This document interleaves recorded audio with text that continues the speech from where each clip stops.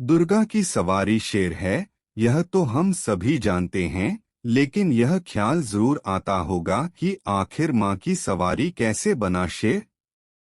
इसके बारे में एक कथा है।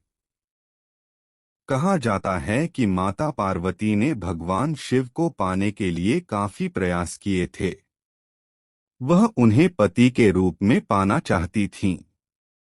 इसके लिए उन्होंने कठिन तपस्या की, जो वर्षों तक चली। तपस्या कठोर थी, इस कारण माता के शरीर का रंग गोरे से सांवला हो गया। माता की तपस्या से भोलेनाथ प्रसन्न हुए और उनका विवाह हुआ।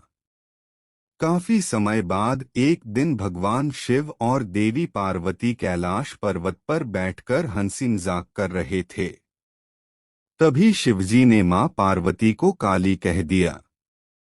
शिवजी की यह बात पार्वती जी को खटक गई। शिवजी के काफी मनाने पर भी वह नहीं मानी। इसके बाद उन्होंने अपना गौर रूप वापस पाने की ठान ली। फिर क्या माता कैलाश छोड़कर तपस्या करने में लीन हो गईं। एक दिन माता के तपस्या स्थल पर एक शेर जा पहुंचा। शेर को भूख भी लगी थी, लेकिन उसने देखा कि मां तपस्या में लीन है। शेर काफी समय तक माता को भूखे प्यासे देखता रहा।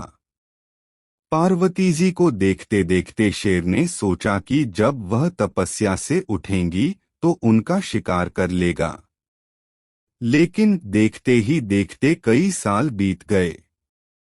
पार्वती जी की तपस्या जब पूरी हुई तो भगवान शिव प्रकट हुए और माता को गौरवर्ण यानी मां गौरी होने का वरदान दे दिया।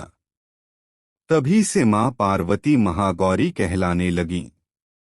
यह भी पढ़े या सुने, ये गांव वाले क्यों दुखी रहते हैं दुर्गा के लिए। यह भी पढ़े या सुने, भक्तों के नोटों से सजता है। माता गजलक्ष्मी का मंदिर। तपस्या पूरी होने पर मां पार्वती ने देखा कि शेर भी उनकी तपस्या के दौरान भूखा प्यासा बैठा है। उन्होंने सोचा कि शेर को भी उसकी तपस्या का फल मिलना चाहिए।